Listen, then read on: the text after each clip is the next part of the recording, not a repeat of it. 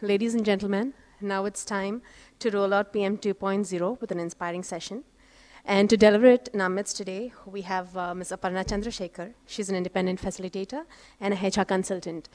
Being a certified coach, she has successfully coached and mentored several people at various levels, ranging from mid to senior to CXO across various industries. She's also been instrumental in touching and changing their lives on the performance and behavioral front overall.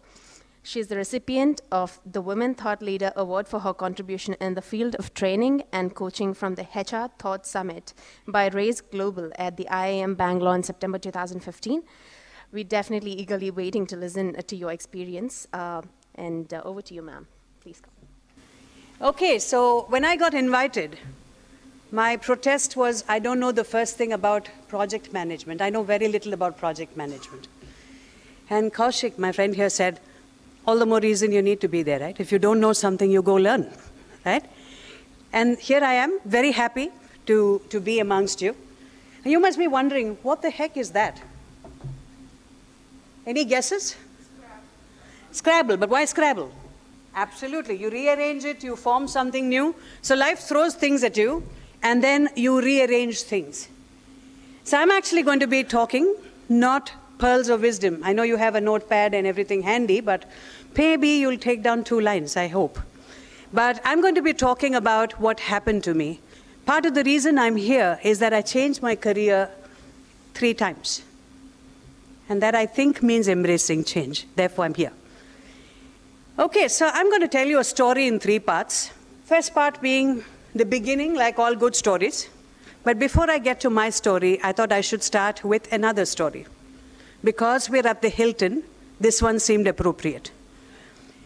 Okay, so there was this elderly couple who were walking around in Chicago one rainy night.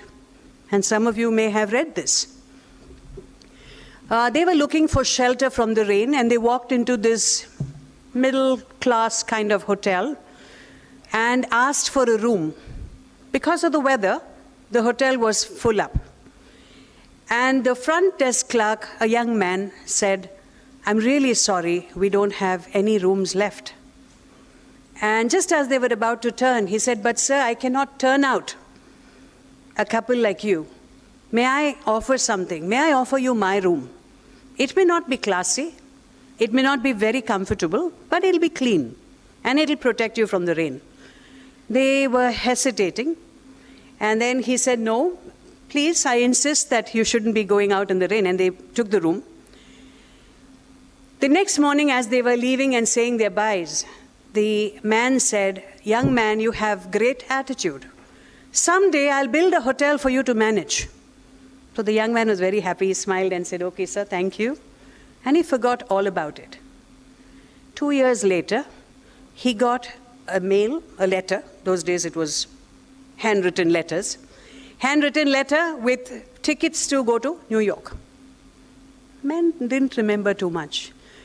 And this man said, do you remember, you gave us our room, your room, to shelter ourselves from the rain. I want you to come to New York to see something.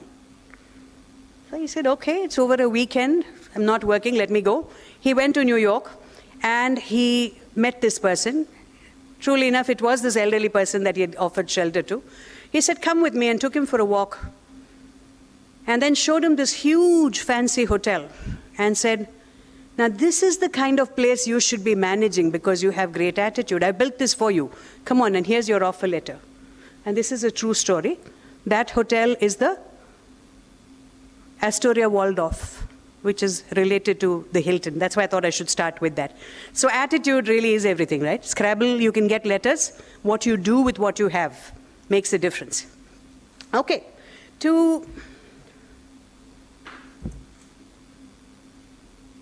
sorry about that. So I said my story has 3 parts, right? If I move away from the mic, am I still audible? Yes. Thank you. Advantages of being a facilitator. You get to throw your voice and use the ringmaster voice. Okay, so I started out as a young kid, and like most kids, wanted to be an engine driver when I was small. Okay? You can probably relate to that. And my parents, of course, were aghast.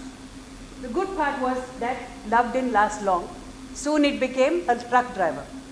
So it would change. We lived close to a railway station. I could see engines. And it felt like the engine driver had the best job in the world. He had control of so many lives. He was leading them somewhere beautifully. He was so powerful in my eyes. But after a little while, it changed to doctor, it changed to chef, it changed to all kinds of things. And eventually, by high school, I knew I wanted to be an English teacher. Parents felt that was a little better than engine driver. They were quite accepting of it. And I went on to actually focus only on that. So I was blinkered. Of course, in between, I wanted to be Sherlock Holmes, I wanted to be Perry Mason. It happened, all of that. But then once I figured out on the English teacher, that's what it was. And all my efforts were geared towards that. Truly enough, I did my master's. I have a master's degree in linguistics. I have 2 gold medals. So I was this good academic kid. Good because all my friends in science were killing themselves going to coaching classes. And here I was reading novels, enjoying myself. So I became an English teacher and felt, okay, I had arrived in life. I taught at Jyoti Nivas College in Bangalore for 12 years. And there, the story is very funny because I was the rookie. You see pictures of all the people there. And people say, okay, English teacher, great fun. You must be teaching Shakespeare. Sure, we taught Shakespeare, but not just Shakespeare. Okay, and that's why you'll see slightly modern folks there. You'll see Girish Karnan. You'll see Shashi Deshpande, who are very much alive and kicking. So I taught their books too. And Shakespeare is easy because he's not going to come back and refute anything we say, right? And in fact, there's so much written about him. Life is easy. You can always find enough critical material from other people. But these were people who had started writing then. There wasn't a lot of critical material. As a rookie, as the bottom rung person in the class, in the department, I got all the work that nobody else wanted to do, okay, including teaching these folks. What I discovered was, very happily I took it on saying, oh, they're giving me all the newest stuff. There was not one line of critical material on it. What did it mean for me? I had to sit down and prepare about 10 times as much as my students did. Because I had to look everywhere, I had to think, I had to process. To teach one novel by somebody, I had to read 5 others. So that was a lot of hard work for me.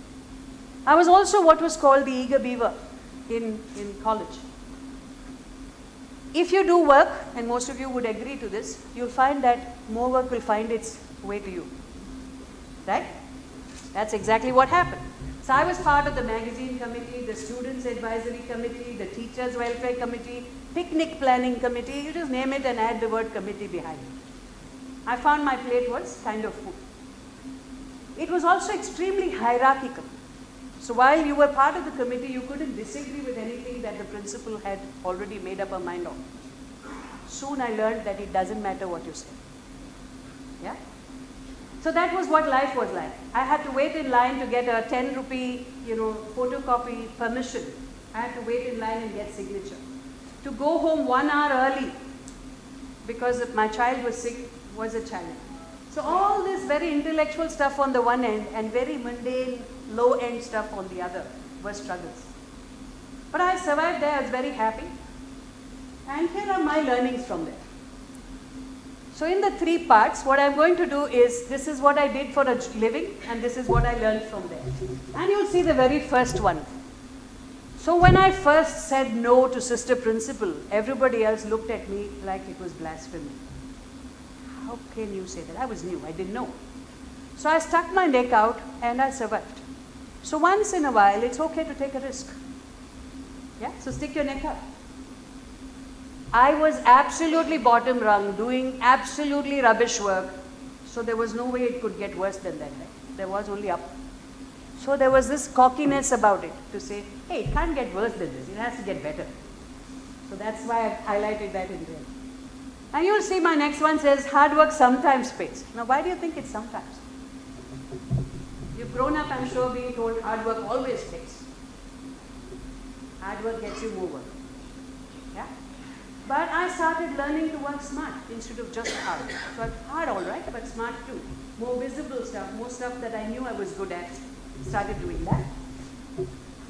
In order to teach, you have to be a learner, so found lots of things to learn, including saying no to the principal. Yeah? So I learned a lot of things, some easily, through the library and books and things like that. Some the hard way by falling on my face. When I quit the job, one of the things they said was, so I was friendly, I'm naturally friendly, so I was friendly with everybody, from the guy who opened the gate to the principal, to the photocopy guy, to the guy who did, exam papers. So when I left, one of the things the principal said to me, and this is quite rare, she said, if ever you want to come back, please do. So that's why I've called it safety net, because it wasn't because I was a brilliant teacher, not at all. I'm sure there were 50 other brilliant teachers there. It was about this whole relationship building piece that I had. You could talk to anybody from the security upwards, and they would say, oh yeah, ma'am has asked for it, so it's done. Eager beaver, stick your neck out and say, can I try that? Oh, this has never been done in college. Can I try it? Okay, and then you're looking for some person who we call Bakra, right? Who's willing to take the risk. Okay, so be the eager beaver. These are my learnings from there. What happened though was our posts were not regularized. While I'm saying this funnily, there's a sad angle to it as well to say our posts were not regularized, so we were getting paid at some point the same amount as my husband's brother. He had studied medicine and I had master's degree. We were getting paid exactly the same thing. So also there were opportunities outside. This is when the corporate world, the .com big boom was happening. Everybody was looking at language teachers, right? They wanted language teachers to teach people how to speak, accents neutralized, accents developed. Call centers were coming in since 99, 2000. So I moved from there. The best part was this, okay? When I went for an interview, and the person there said, so what kind of salary are you expecting? I realized that was the one question I hadn't prepared for. I had no clue. I threw out a random figure, and he said, of course. And when I came out, everybody else told me, what an idiot, you could have asked for twice that. And he just said yes. So college kind of pegged me differently. One more lesson which is not here, and that's why the bubbles. Keep your ear to the ground. Look at what's happening in the outside market, right? Through official and non-official sources.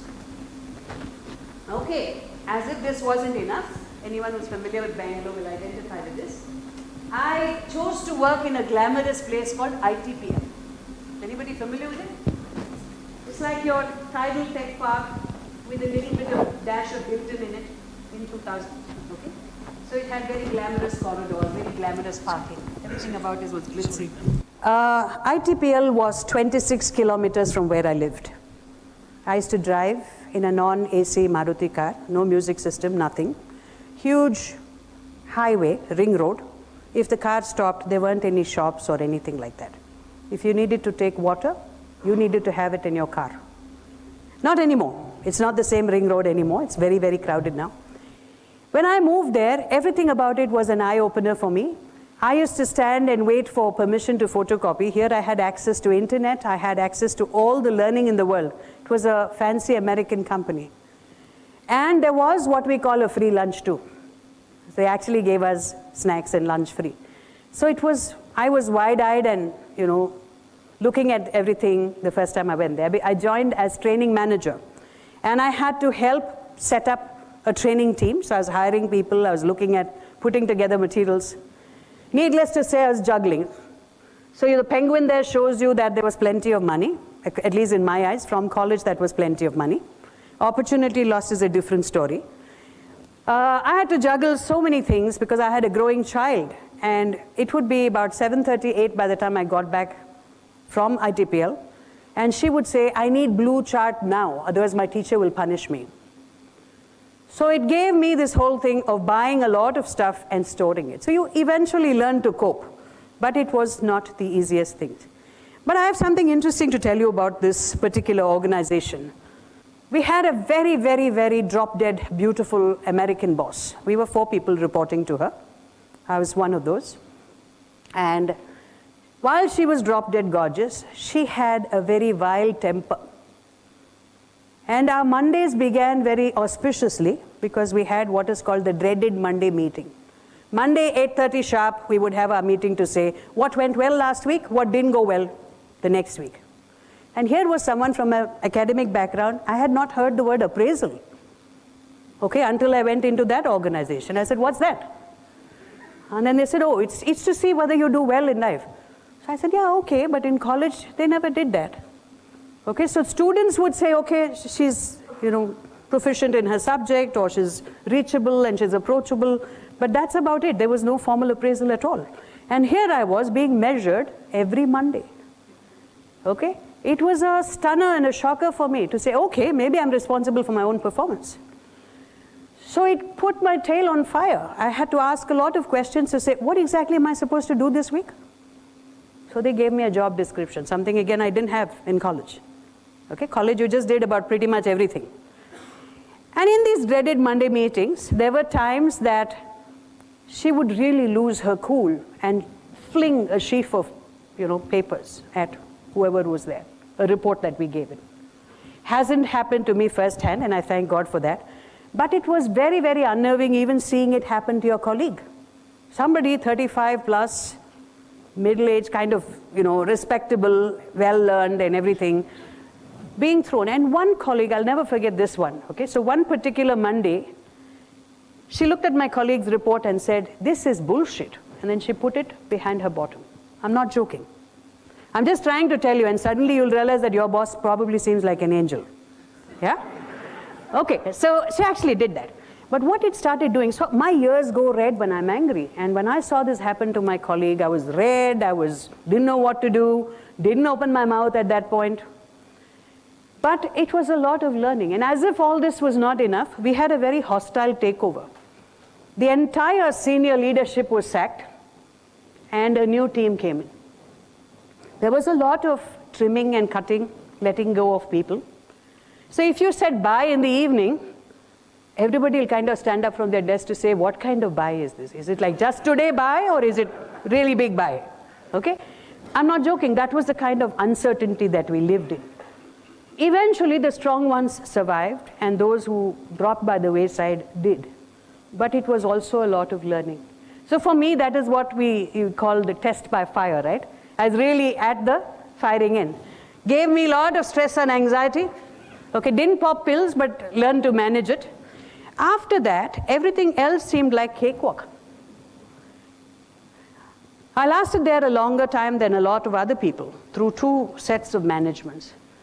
Big learning, and probably the first one will ring home for you. In India, are we taught to love ourselves? You go and tell your parents, I did exceedingly well. And they say, shh. In our homes, we don't talk about this. Modesty is a bigger virtue than loving yourself. So in that big bad world of the American company, what I learned was, nobody is going to love you if you don't love yourself. For me, that was a very big learning, because I had never thought about myself. It was always students. It was always other people. So I learned this to say, the way we carry ourselves tells other people whether to respect us or not. So do this. Be proactive. So this leader of ours would come and say, I want you to do this. And I would say, how would you like me to do it? Okay? How would you like me to do it? Get information from the people who are your recipients. Now, these could be your customers, your clients, it could be your in-laws, it could be anybody. But it's a great idea to say, what exactly do you want? So proactively, I would ask. Coming from a hierarchical setup where asking questions was seen as, oh, you don't know enough, I learned that asking is actually good for you. And you'll see that again. Don't worry about making mistakes. Yeah? What is the worst thing? So while my boss would throw a sheaf of paper, she wasn't carrying a gun. So what's the worst thing that could happen? Nothing. Right? And people's memories are short. Your hard work, your other stuff really shows that one instance is not going to really make or mar, their impression. Learning to say no, is that something many of us do? Again, culturally, how can you say no? How can you say no to your elders? How can you say no to your boss? How can you say no to others? But there were times when this lady would come into my room and then say, I want you to do this, this, this, this, this. And I'd say, no, I'm doing this. I don't know if I'll be able to do that. And you know what her response was? Okay. But we imagine that she's going to bust a blood vessel and say, okay, here's your pink slip. Okay? When you stop being afraid and you're saying no, other people can take it. It's not about the no that matters. It's about why you're saying the no, right? And in this case, I would just tell her. For me, loving myself and saying no were the biggest learnings. Okay? And it really helps, even now. So when my relatives call me somewhere that I don't want to go to, I don't have a problem saying no. It's a good skill to have. Yeah? Develop a thick skin. Easier said than done. How do you develop a thick skin? Any suggestions? Saying a lot of no's. Do you think people will be hard, tell you? Yeah, possibly. You'll have to, because they may give you dirty looks. They may say something. Sure. Anything else? Keep calm. Sure, don't take it personally, right? So she said, this is bullshit, and put it down, right? Not you are bullshit. So dissociate. This is very useful for me now in coaching and in training, because when someone tells me, so for example here, if someone tells me, this is the worst talk I've heard on a Sunday morning. Okay, so just imagine one of you just said that to me. If I'm going to develop a thick skin, I say, I'm so sorry you feel that way. But what about it would you like to change? Earlier, what would I have said? Oh my God, maybe I'm not good enough. Maybe I'm boring. You have to develop that distance. It really helps, because someone tells you, okay, calls me, okay, you're fat. Yeah, okay. Matter closes there, right? No, actually my mother is also like this. It runs in my family. Why do you have to explain? Don't even bother, yeah? Don't waste your breath. Use it for something more constructive. In this whole corporation, I have to tell you one technical piece, why I had to develop a thick skin. So computers were new. Okay, we are talking about 99, where offices, training managers didn't have laptops. This was the first time that I was using one. I had a great talent to do things in a hurry. I have sent several mails to my boss, this same American boss, without putting the attachment in. Okay, has anybody in this room done that? Okay, I feel a little better, thank you. So I learned now, so the learning from there is never, so I'll put the mail, do the attachment, and then put the address. Because if you don't put a sender name, it's not going to go, right? Big learning for me, because I haven't done it once, but multiple times. Today, I don't ever do that, because I've learned how to cope with it. Okay, so I found a mentor. First time I heard this word appraisal, I didn't know who to go and ask. What does this mean?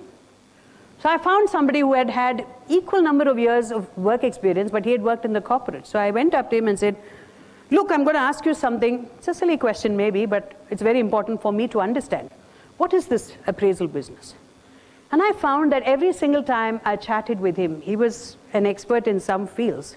It was okay to go and talk to him. So mentors are available. So anyone here use a mentor? Helped? Definitely, right? Okay, so find somebody, and there are more than, there are plenty of people who are willing to share. And I found that you always hold back to say, what will they think? They'll think I don't know. Don't. Ask. There's no harm in doing that. And the last one, of course, don't be afraid to ask. Now, how do we ask questions? Do we do that? Do we ask for help? Am I hearing yes? Am I hearing no? So would anybody like to share their experience of having asked for help?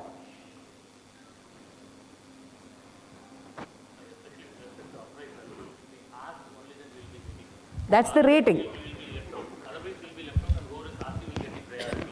Sir, what's your name? My name is Murali. Okay, Murali says, especially in appraisal time, unless you ask, you don't get. So even the Bible says, ask and thou shalt be given, right? Okay, uncanny resemblance, right? Sunday, everybody is sitting and somebody is saying Bible, yeah. But that's what it is. No, not just appraisal. I'm saying even just generally asking questions. So Kaushik, for example, when he invited me, I said, why, what, where? Can we give Mr. Murali a round of applause? We have some small giveaway. Appraisal is a very sensitive word. Could you please? Thank you. Thank you very much. There you go. Thank you. Okay, now maybe we'll ask more questions. Okay, I'm leaving the screen on for a second more. Is there anything that you wish to talk about? What about it? What about it? Yes, sir, that was on purpose to see whether, so we all notice these things, okay? But we don't point out. So what's your name? Could you please, sir? Just tell them what you just told me, please. I was making notes of this, and then I just saw the word mistakes, and it was misspelled. That's it. Deliberately. Sir, thank you so much. So how many times have we noticed something but not mentioned it? Can we start today? If you notice, go ahead and say it. We think, oh, this is so foolish. I'm sure other people also would have seen it. But you may be the first one to have seen it. So there's this story about somebody who lives in America but went to Russia to make a presentation. His Russian was not very good, so he had an interpreter. And somewhere along the way, 2 graphs were completely upside down. He didn't bother looking at the screen, he was talking to people. And then when he saw it, he said, oh my God, this has been upside down for a bit. Why didn't anybody point out? And somebody said, sir, here we don't correct the teacher. Okay, so this is a true story again. So I'm just trying to say, how many times when we notice something do we tell them? You see somebody drop something, we don't point out. You see your colleague making an error there in the Excel sheet, we notice it. Afterwards, we'll pull him aside and tell him at tea break, you know, when you put up that slide, that was wrong, please correct it. But let's take a look and ask. And when we ask, how do we ask? What can we do? What is the takeaway for us from you? I want to embarrass you by saying that it's a mistake there. Uh-huh. Okay, that's the only reason. Thank Otherwise, you. everybody would have noticed it because it is something which is very visible. Yes. And people know that you will not make so silly mistakes on the screen. Okay, and everybody know that it's a mistake, and people didn't want to embarrass you by saying that there is a mistake. Thank you very much. This is exactly. That's the only reason why we didn't open out. If that is the case, then probably for each and every slide you'll have 10 number of questions. Absolutely, please do. That is the idea. But thank you for pointing that out.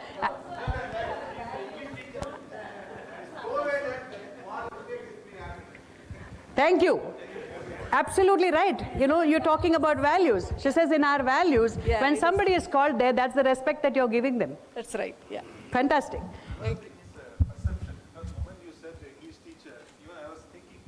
Maybe this is the correct spelling.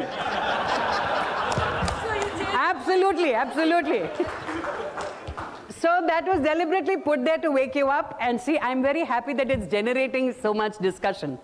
But let's now point out. So we're not saying, so imagine, you know, you stand up and then say, what is that? How can you make something as silly as that? Now that's going to be embarrassing. At the same time, there is a different way to say, ma'am, is that your intention? So ask. Anything you want to say even and say, this is not correct. Is this what you intended? Ask. As a question, it doesn't sound half as bad. Please do that. And today we are all working in multinational companies, and the culture is take ownership, ask, right? So let's ask more questions. Ask as in not inquisition-wise, but how, and in a very, very gentle way, right? Great, so I asked you a gentle question, by the way, to say I'm leaving the screen on. Is there anything else that you wish to talk about? I didn't even point. Yes, please. Yeah, so it's in human nature. When we read it, we normally see that it as mistake, right? So a lot of time we ignore this. But my friend, he noticed it, and he checked it out, and I think it is a correct sentence also in a way. He found it out that mistake means you do something unusual. So in that way, don't worry about making something unusual. Thank you so much. Yes. Thanks. Should I give this to you or your friend, sir? Yeah, I think he is. Please. I'll take it for you. May I just have your name? Yeah, my name is Jaideep. And his name? His name is Rajiv Gandhi. Rajiv Gandhi? Yes. May I have your autograph, please?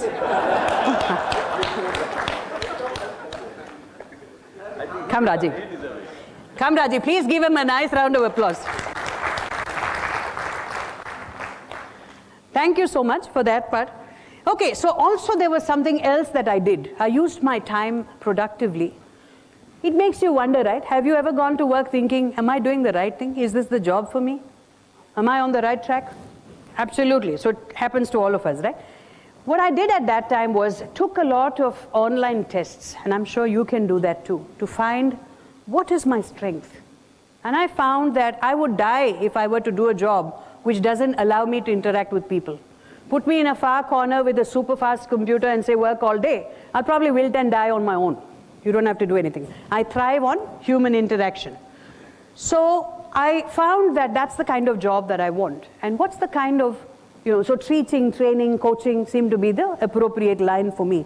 Did a lot of online tests, so you have the opportunity of doing that. I'm just sharing what I did. This may or may not be the best, but if it gives you ideas to say, what can I go back and do today? Here is one right away. I also diversified.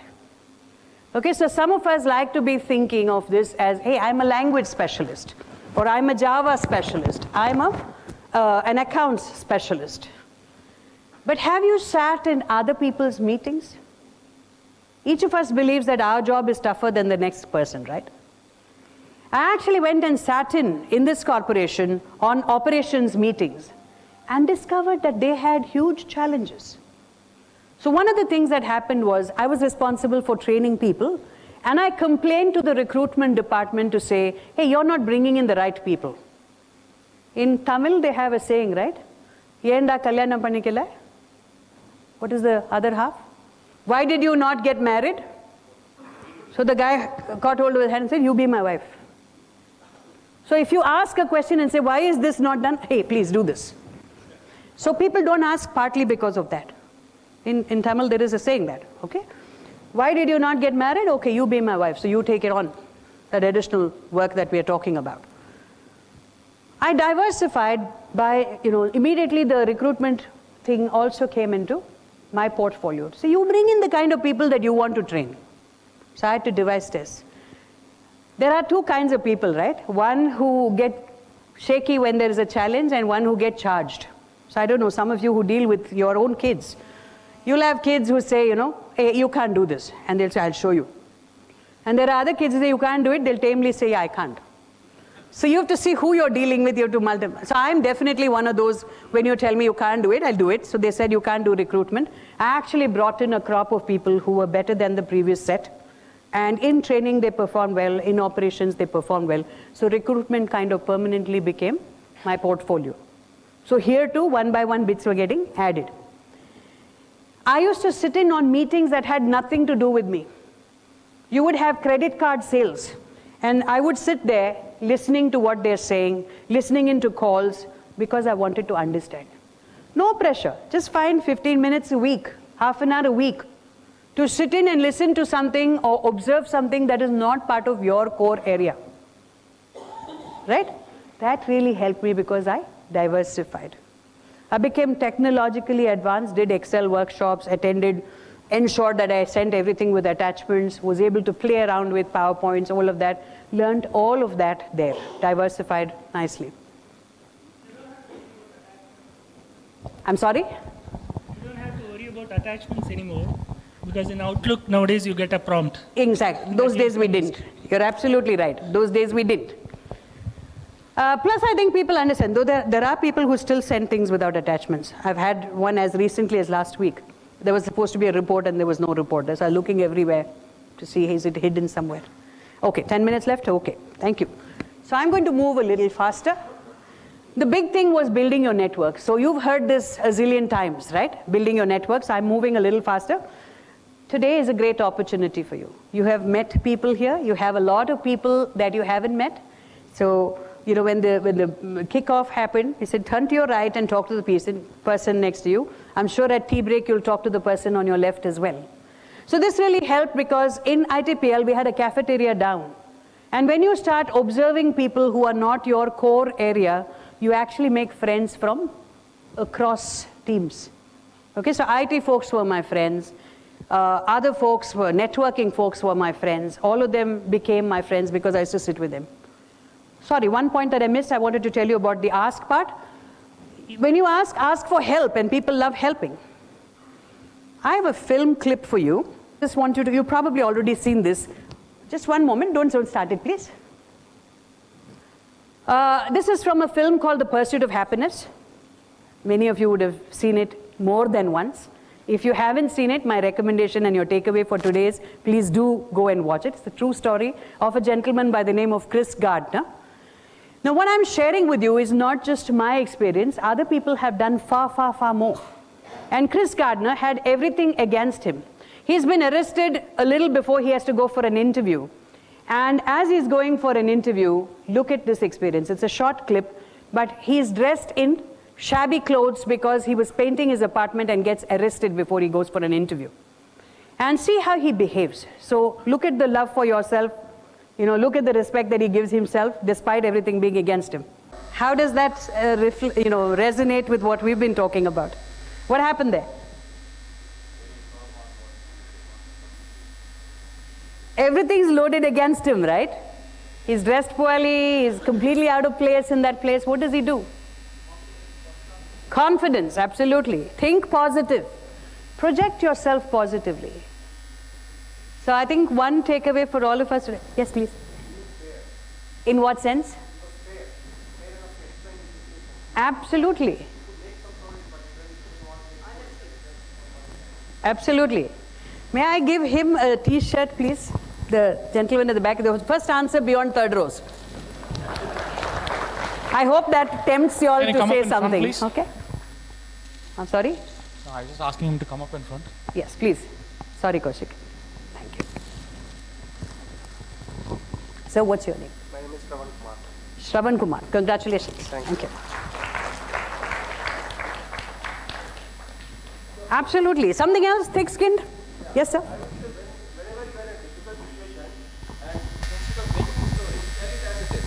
Thank you so much. I think that's a brilliant one. Honesty is the best policy. Some things like hard work doesn't always pay and all be changed slightly. Honesty is still because it is exactly the way it is. Thank you so much for that. The other, yes, sir.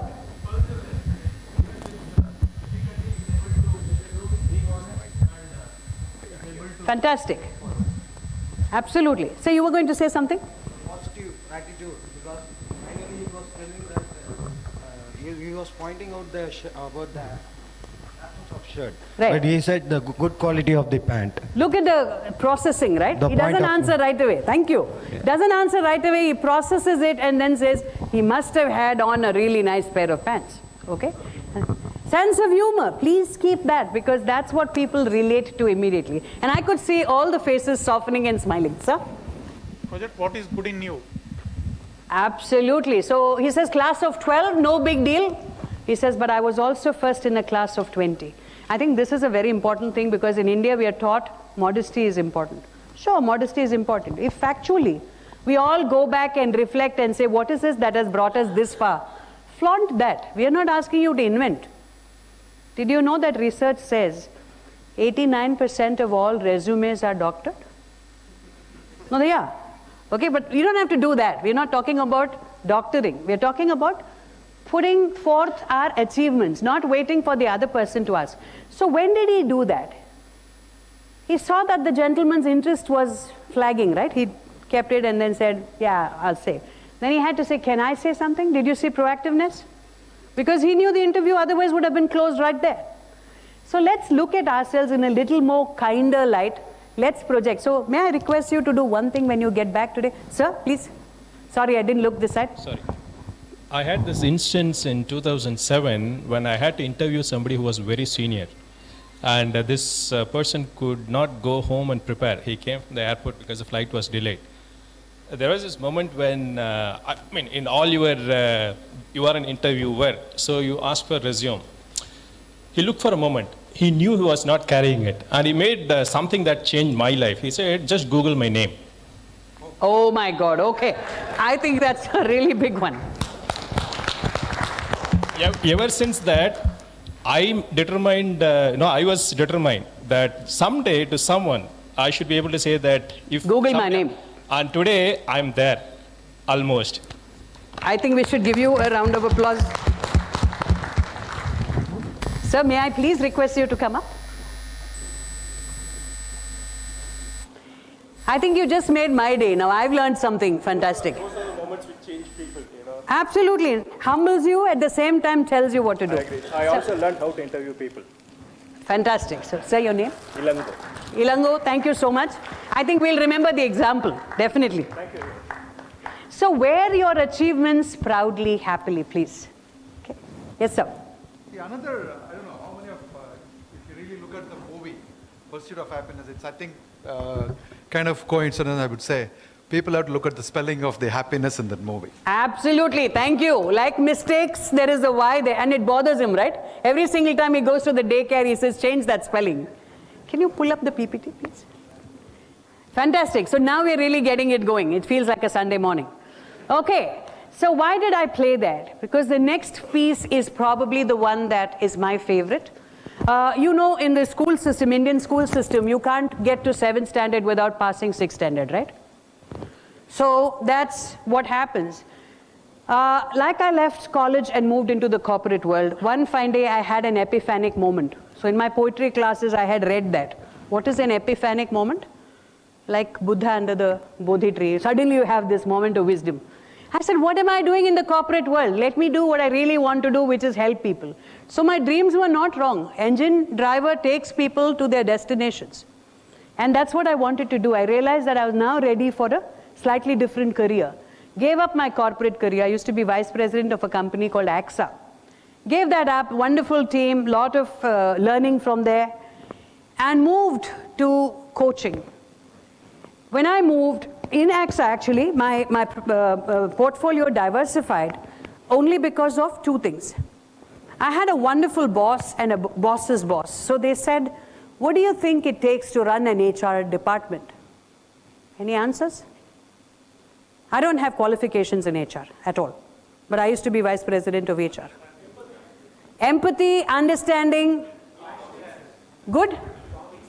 Comic sense or common sense? Common sense. Both, okay. Comic sense, common sense. Yes, sir? Say you were good? Common sense? Okay. Your husband says comic sense, okay, but good. It was not you, okay. He said, okay. Somebody said comic sense.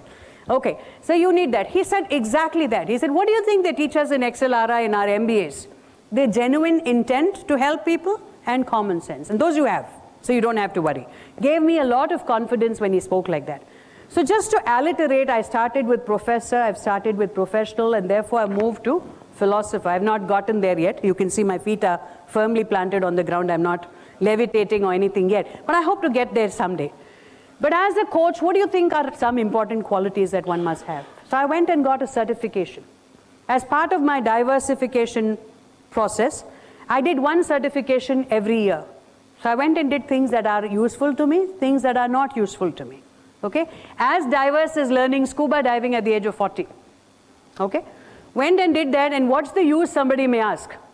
There's no use, but it's great fun. You're pushing your horizons. You're pushing your challenge levels. I've learned chocolate making. I've learned crazy things. Okay? Not that I use all of it. But what it did was help me to become who I am today. I'm going to talk specifically about two coaching experiences. I work with this gentleman who has studied in the vernacular medium. He's the CFO of his company.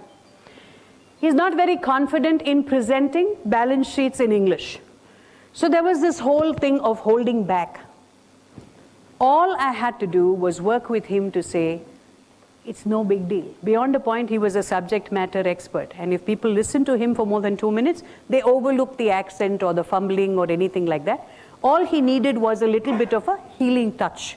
He thought that I was doing everything, but in coaching, and any of you who's been through coaching or knows a coach, I know there are a couple of coaches here, will realize that you don't really do anything. You just facilitate the process. The person themselves rises to the occasion. So that's one gentleman. And he went to Norway to present his company's balance sheet to an international audience, came back and said, that wasn't so difficult. But we'd done a lot of work before. So one instance of coaching gave me immense satisfaction because there was no looking back. So you can't slide back to 6th standard, right? You just have to move on from there. The other gentleman, and this is funny, so I will take a moment and tell you, was struggling with work-life balance. Okay, and I'm sure you relate to this. So he worked for this very, very hectic IT role where he would never go home before 8:30 or 9. He had a 5-year-old son who would fall asleep most of the times before he got home. Sounds familiar? Okay, so I'm not going to hit below the belt, so I'm just leaving it there. But what he did was, so my task was to ensure that he actually went home on time and things like that. So one of the areas that we were working with was that.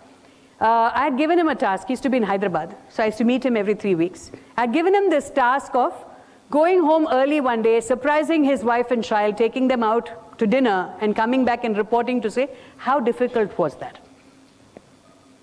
frantically get calls to say, I went early yesterday in the middle of a deliverable. Okay, I did it only because you asked me to do that. And it didn't work. So I said, okay. So one of the things you learn as a coach is patience, okay? So you step back, you don't say, no, everything that I say works. You don't do any of that. You step back and say, okay, so walk me through what you did. He went home, picked up his wife and son and took them to a Chinese place, fancy Chinese place, he said. And they didn't like it at all. So I asked him why, what went wrong? So you, as a coach, you also learn to listen better. You ask a lot of questions. You hold back, you don't give solutions. So for me, that was the biggest learning as a coach. Even though you know the solution, you don't give the solution, you hold back. You allow the person to explore and get there. So that calls for a lot of self-control. And this gentleman said, my wife and son wanted to eat chaat, but I took them to eat Chinese food. What should he have done? Ask. No, he could have asked, right? Hey, I'm come home early, I'm dedicating this evening to you, I want to make you happy. What would you like me to do? And then you blame other people, right? Because they're not happy. So he could have asked. That was something that I wanted to share with you. So what has been my learning? A lot of people that we have worked with. So when you set out from here, okay, and you head for a journey to Kunur or Kanyakumari or wherever it is, you wait until Kanyakumari to start having fun. But where does your fun start? Right here. So for me, the biggest learning is you live each day. You don't have to wait for the pot of gold at the end of the rainbow. May or may not happen. If it happens, that's bonus. But along the way, if you're having small bits of fun every day, then your journey becomes as important. Sir? Of what? Enjoying the day. Always we are thinking that it was like buying a car someday and then they're just postponing their enjoyment. Yeah, so if you postpone, do we have a guarantee that we'll be there to enjoy? We don't. So can we start today by saying, I'm going to savor every moment that I have right now? Is that a possibility? Okay. So as a coach, this was my biggest learning. I know that it's all very easy to say. I've been part of programs like this where somebody is given 5 steps to get where you want. We all have this dilemma, right? What should I go? Go through the pain of discipline, or should I go through the pain of regret to say I didn't have the discipline? Choice is yours. They interviewed a lot of people just before they were dying, okay, in a hospice. About 93% of them had regrets like, I worked too hard. I didn't spend enough time with my family. I should have spent more time establishing relationships. We don't have to do that, right? As you rightly put it, start enjoying now. Don't wait for, someday I'll do that. Yes, please. Yes. Okay. Any one person who told that I am satisfied with everything, I have done everything. So that's why the 7%. 93% said they had regret. 7 people said they were quite happy or they were not in a position to comment on it, kind of a thing. But thank you for asking that. That's actually a published paper. But the important thing here is regret is a very sad thing, right? We all say, I wish I hadn't studied engineering. I wish I hadn't married this person. I wish I hadn't done this. Don't. It's done. Now move on. If it's so bad, do something about it. Act. Right? So that's the important part. This has happened in small scale, right? You go to a restaurant, you're ordering something. You ordered a dosa. And then you suddenly look at the next guy's puri. I should have ordered puri. Happens to all of us. It's human nature. But I'm saying the big ones don't have regret. Do something about it. Okay. So my learning from here. So coaching has taught me a lot of things. And I have changed as a person. All you had to do 10 years ago to make me angry was cut me from the left if I was driving. And I would get like hopping mad. Today, I know I can comfortably say, I look at the person and smile, and they don't know how to react when you are polite to them. So what is this? I expected her to say something. Somebody cuts you in the airport line. You say, after you, sir, the guy will feel very bad and then say, please. So I've learned to be kind now. The important thing here for us is you can only give what you've got.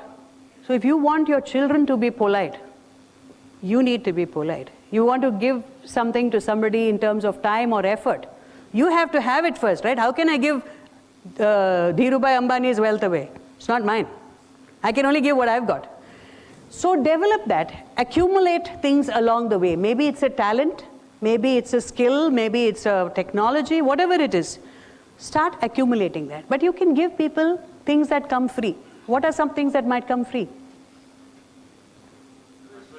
Advice comes free in India. Oh yeah, plenty. What else? A smile, absolutely. Your time. What better gift can you give your aging parents or somebody at home? They don't want expensive mobile phones with 15 features that they don't use. They'd rather have 15 minutes of undivided time with you. Make eye contact. Sorry? Invaluable love. Accepting people. Consistency is the key. So I've given you lots of tips now. You can't say, okay, Monday, Tuesday, I diversify. Thursday, Friday, I'll say no. Doesn't work like that. Okay? So you have to weave it all in. Consistency is the key. So look for consistent patterns in your behavior. What are your strengths? What are your consistent behaviors? Are you people-oriented? Are you disciplined? Are you methodical? Are you great at ideas? Are you great at execution? What is it? Is work-life balance a myth? 1 minute more. Work-life balance a myth? No. Not at all. Who said yes? Okay, now it's for us. I think the two are integrated. Okay, there is osmosis that happens. You can't say I'm phenomenally happy at home but terribly unhappy at work, or vice versa. Doesn't happen that way. So it's up to you. What do you want to do about it?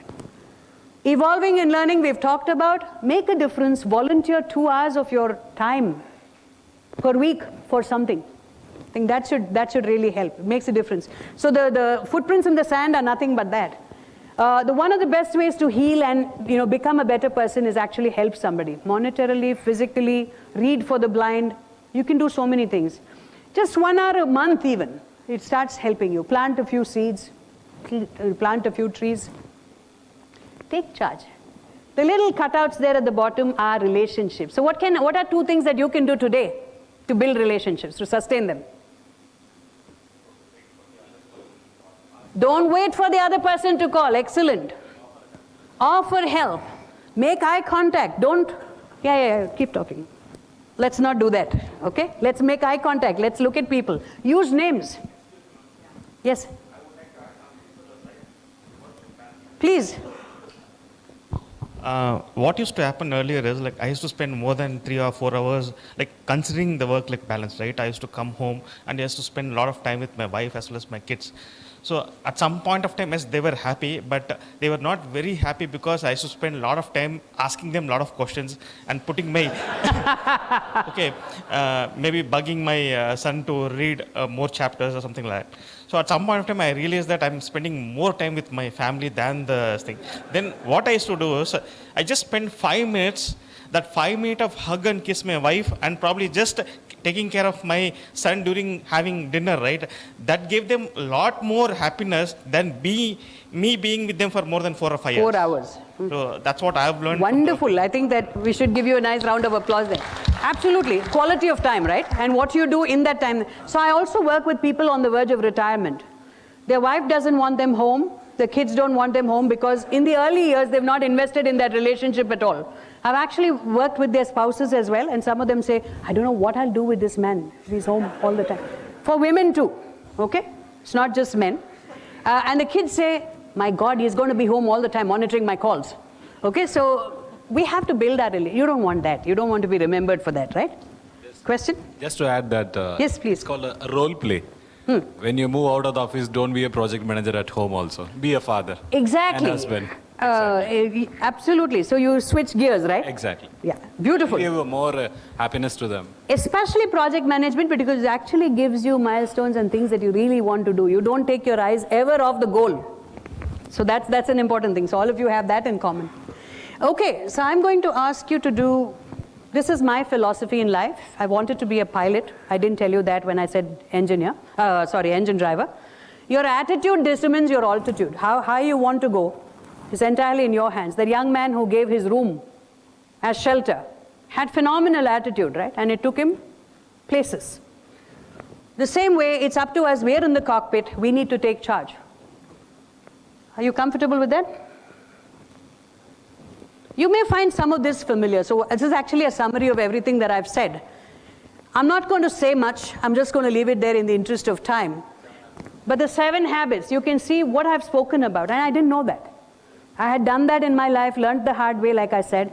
But 7 habits says exactly that. So back to the basics. I'm only going to talk about, that part where you say, if you've got soft skills, it's actually good for you. And, the pieces in red are the 7 habits. I'm going to leave that as it is, but I'm going to request you to stand up, please. The red is, those are habits that Stephen Covey says. All the 7. The red ones are the ones that I have spoken about. I didn't talk about the others. Okay. Can I ask you to do one thing? Don't hurt anybody. That's the disclaimer. One of the things is rubbish happens to good people as well, right? So what we're going to do is spend the next 30 seconds talking about what is good for us. So is there something in your life today that you're not too happy with? Think about it. You may want to give yourself a little room because I'm going to ask you to use your hands. Let's say I don't like traffic in Bangalore. I don't like the demanding nature of my work. I don't like my sister-in-law. Okay? 3 dislikes. So hold your hand like this, whatever dislikes you have. Breathe in, push it out. Breathe in, push it out. Don't damage the other person's eyes and all that, the next person, okay? Done it? Do it 3 times, and you can do this every day, anywhere, in your desk, not on the roads, but anywhere else, yeah. You can do that. Now the opposite of that, what is it that makes you happy? Your kids' faces? Your job? A holiday that you've taken? A certification that you've done? Think of all of that. A smile that someone gave you? Bring it in. Breathe out. Bring it in. How long did that take? How do you feel? This is it. Rubbish happens to good people. Okay, good and bad things happen to everybody. It's up to you to take it in or push it out. Please sit. Thank you so much for cooperating. Okay. Like beer? Yes. Did you have a question?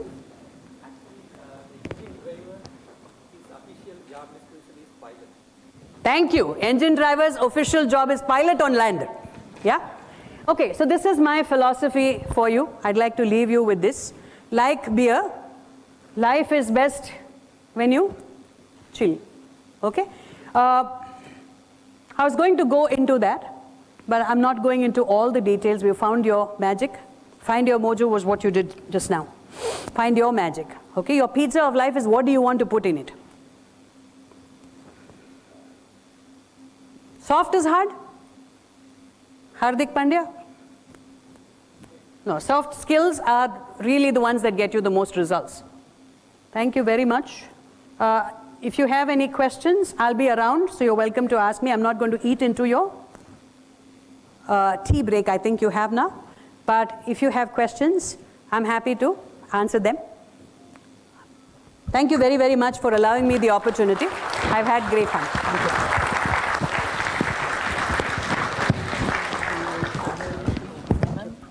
So, thank you, ma'am, for your wonderful speech on your experiences and journeys that you have had over the years. We really appreciate it. Loving oneself and learning to say no will be one of the crucial things for most of us because we have been not brought like that. And I also see like finding our strengths is one of the most crucial things. And we also have our national conference on similar theme. And hope our audience will be aware of the PMI National Conference and would have registered already. And finally, as a token of our gratitude, we would like to actually honor you with a small gift for your wonderful speech. So may I request our President, PMI Chennai Chapter, Mr. Prasanna Sambat Kumar, to do the honors, please.